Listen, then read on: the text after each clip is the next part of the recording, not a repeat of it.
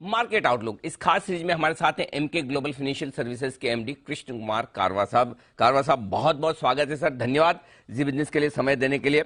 आपके 3 से ज्यादा दशकों के अनुभव का लाभ आज हम उठाना चाहते हैं। कई सारे आपने तेजी और मंदी के उतार चढ़ाव देखे हैं। क्या आपको लग रहा है कि अब आजकल मार्केट में थोड़ा है ना, वो बढ़ने में भी जल्दी जल्दी में, घटने में भी जल्दी जल्दी कुछ बदल रहा है सर? डेफिनेटली आई थिंक सबसे ज्यादा धन्यवाद मुझे बुलाने के लिए शो पे।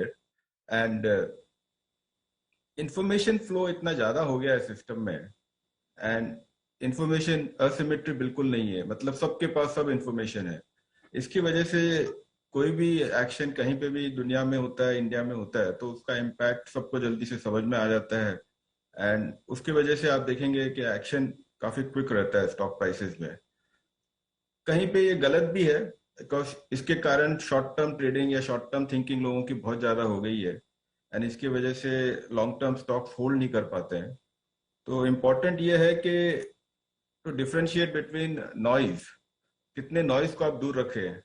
बट आपने कहा, वो सही कहा कि इंफॉर्मेशन डिस्काउंट बहुत जल्दी हो जाती है। और आजकल तो आर्टिफिशियल इंटेलिजेंस वगैरह, तो आप बता रहे थे पॉवेल की स्पीच, तो देर इज आर्टिफिशियल इंटेलिजेंस है जो जैसे जैसे वो स्पीच चलेगी वैसे वैसे उसका क्या मतलब है वो आपको स्पीच खत्म होने पे ही मालूम पड़ जाएगा, क्या उसका क्या मायने है।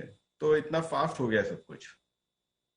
इस बदले हुए माहौल में, और स्पेशली अभी ये पिछले 2 साल में करवा साहब, जो ये नए इन्वेस्टर्स आए मार्केट में, इनको लगता है तेजी भी जल्दी होती है, मंदी भी जल्दी होती है, और उस हिसाब से वो अपना पोर्टफोलियो बनाते हैं। क्या कुछ सावधानियां रखनी चाहिए? क्या कुछ अप्रोच करने का तरीका होना चाहिए मार्केट के लिए? देखिए, सबसे पहले तो एक चीज आप नक्की कर लीजिए कि आप खुद है क्या, आप इन्वेस्टर हैं या ट्रेडर हैं। सबसे पहले अगर आपको आपका खुद का वजूद नहीं पता है तो कुछ नहीं हो सकता है। अगर आप इन्वेस्ट ट्रेडर हैं तो कोई कितना भी ज्ञान दे, फाइनली आपको डिसीजन लेना है। आपका ये फुल टाइम जॉब हो गया है अगर ट्रेडिंग करते हैं, तो उसके लिए आपको खुद को तैयारी करनी चाहिए। जो भी आपके पैरामीटर्स है जिसके बेसिस पे आप ट्रेड करेंगे, वो खुद अगर समझ के फिर ट्रेड करें, न कि किसी ने बोल दिया, कहीं पे आपने पढ़ लिया, देख लिया। दूसरे पे डिपेंडेंट नहीं हो सकते हो। और दूसरा, आपको आपके स्टॉप स्टॉप लॉसेस वगैरह पे बहुत ध्यान रखना चाहिए कि भाई आपकी रिस्क एपिटाइट कितनी है। एंड थर्ड, आप नए इन्वेस्टर हो या नए ट्रेडर हो, तो शुरू शुरू में आपको छोटी बेट लेनी चाहिए। जैसे जैसे आपको सफलता मिले तो आप आगे बढ़िए, आपकी बेट्स को बढ़ाइए। और सबसे बड़ा बात तो यह है कि आप जब सौदा आपका गलत हो जाता है तो उसका एनालिसिस होना चाहिए कि भाई मेरी गलती कहाँ हुई, ताकि अगली बार आप गलत न हो। सर, आजकल तो एनालिसिस ऐसे होता है ना कि मेरी गलती के लिए मेरे अलावा सब जिम्मेदार नहीं, वो तो बात है ना, है। इसके लिए तो वही तो बात हो गई ना। तो आई जी। Think that is what it is. तो आई थिंक ट्रेडर है जी। तो ट्रेडर को तो खुद को मेहनत करना पड़ेगा। ठीक बात। इन्वेस्टर है जो थोड़ा लॉन्ग टर्म सोचता है, 2-3 साल का सोचता है, जी। तो उसको ऑब्वियसली रिसर्च वगैरह समझ के अपना थोड़ा लॉन्ग टर्म व्यू रखे। जितना ज्यादा लॉन्ग टर्म व्यू रखेंगे उतनी ज्यादा आपको सफलता एज एन इन्वेस्टर मिलेगी। तो अच्छा। होता ये है कि आप जी। शुरू करते हो जी। कि भाई ये मेरी इन्वेस्टमेंट ट्रेडिंग पोजीशन है, और जी। जब सौदा गलत हो जाता है तो आप उसको इन्वेस्टमेंट बना देते हो। बिल्कुल ठीक बात है, एकदम और ये आपके इतने सालों का अनुभव जो आप बता रहे हैं। अच्छा सर, अब बाजार के डायरेक्शन पर आता हूं।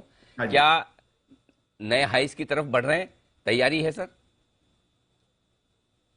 नहीं, इतना जल्दी से मुझे नहीं लगता है कि मार्केट नए हाइक्स, पुराने हाइक्स को क्रॉस करके नए हाइक्स की तरफ जाएगा। जी। कारण ये है कि देखिए, आप वैल्यूएशंस आप देखिए, जैसे जून एंड में मार्केट के वैल्यूएशंस काफी अट्रैक्टिव हो गए थे। एंड 10-15% इंडेक्स पे मूवमेंट आ गया है, और इंडिविजुअल स्टॉक में भी 20-25% काफी स्टॉक बढ़ गए हैं। अगर आप देखें तो वैल्यूएशंस जो है मार्केट के, वो अभी फेयर वैल्यूएशंस पे है। और more than local, I think global अभी भी अनसर्टेनिटी वैसे की वैसी ही बनी हुई है। भले ही आप चाइना बात कीजिए, यूएस बात कीजिए, यूरोप बात कीजिए, सब जगह एनवायरनमेंट को लेके ड्रॉट वगैरह, रिसेशन, इन्फ्लेशन, अभी भी वो सब माहौल वैसा का वैसा ही बना हुआ है। तो इस माहौल में अगर एफपीआई फ्लोज फिर भी स्ट्रांग रहे तो बात अलग है। बट अदरवाइज मुझे अभी लग रहा है कि वैल्यूएशंस जो है अपने मार्केट के फेयर वैल्यूएशंस है। जो एक अंडर वैल्यूएशन था मार्केट में, वो 1.5 महीने में कंप्लीट हो गया है। तो स्टॉक स्पेसिफिक आपको तेजी मंदी खेलनी चाहिए। मार्केट निफ्टी पे आपको इतना जल्दी से I think it's 20 time earning चल रहा है अभी, तो फेयर से थोड़ा महंगा है, और compare to other emerging markets अपना मार्केट महंगा है, और इसलिए मुझे लगता है कि जल्दी से न्यू हाईस क्रॉस नहीं करेगा। बट आप स्टॉक स्पेसिफिक काम करेंगे तो बहुत अच्छा माहौल है अभी। परफेक्ट। तो सर बताएं कौन से सेक्टर स्टॉक्स आपकी पसंदीदा लिस्ट में है सर? देखिए, स्टॉक्स तो मैं बोल नहीं सकता हूँ आपको, बट सेक्टरली मुझे लगता है कि द पूरा मैन्युफैक्चरिंग जो स्पेस है ओके। उसमें बहुत ही टेलविंड बहुत अच्छे हैं। भले ही आप पीएलआई स्कीम्स बोलिए, भले ही चाइना प्लस वन बोलिए, वो मैन्युफैक्चरिंग स्कीम आप बोलिए, मैन्युफैक्चरिंग कंपनीज या सेक्टर बोलिए, तो उसके अंदर आपके ऑटोज है, ऑटो एंसिलरीज है, इंजीनियरिंग कंपनीज है, फार्मास्यूटिकल्स है, डिफेंस है। इनके लिए लोकल मार्केट भी बहुत बढ़िया होते जा रहा है, और एक्सपोर्ट अपॉर्चुनिटीज भी बहुत थी। और अब तो जो यूरोप में जिस हिसाब से गैस के प्राइसेस वगैरह है, तो वहाँ की मैन्युफैक्चरिंग भी अनवायबल होती जाएगी, तो वहाँ के भी अपॉर्चुनिटी इंडिया को और भी एक्सपोर्ट करने का मौका बनेगा। तो from a medium term perspective, और कैपिटल गुड सेक्टर भी अच्छा लगता है। तो basically the whole manufacturing sector में अगर आप लॉन्ग टर्म थोड़ा सोचे, न कि अगले 6 महीना 12 महीना, बट 3-4 साल के हिसाब से अगर आप पोर्टफोलियो क्रिएट करें, तो मुझे लगता है कि it will out perform the benchmark Nifty, या काफी बेटर रिटर्न देगा। इमीडिएट में आप देखेंगे तो obviously banking and financial sector, वहां पे टेलविंड्स अच्छे हैं, रिजल्ट्स भी सब बैंकों के अच्छे आ रहे हैं, उनकी बैलेंस शीट भी स्ट्रांग है, और आगे क्रेडिट ग्रोथ वगैरह भी अच्छा लग रहा है। तो वहां पर अभी भी स्कोप है। वहां पे मुझे लगता है कि tier 2 tier 3 banks, public sector banks, शायद वहां पर आपको रिलेटिव रिटर्न्स बेटर बनेंगे versus the top 2-3 private sector banks which are काफी ओवर ओनरशिप है वहां पे। तो वहां पे भी रिटर्न्स बनेंगे, लेकिन सेकेंड टियर 3 बैंक्स में बेटर रिटर्न्स बन सकते हैं। ओके, तो ये है आपके लिए पूरा का पूरा इन्वेस्टमेंट का आइडिया। सरकारी बैंक अच्छे लग रहे हैं, मैन्युफैक्चरिंग थीम अच्छी लग रही है। करवा साहब थोड़े से बाजार को लेकर सावधान है, लेकिन चुनिंदा स्टॉक्स में आप धीमे धीमे करें निवेश। बहुत बहुत धन्यवाद सर समय देने के लिए, बाजार थैंक पर अपनी राय और साथ ही दर्शकों का मार्गदर्शन करने के लिए इस उतार चढ़ाव पर बाजार में।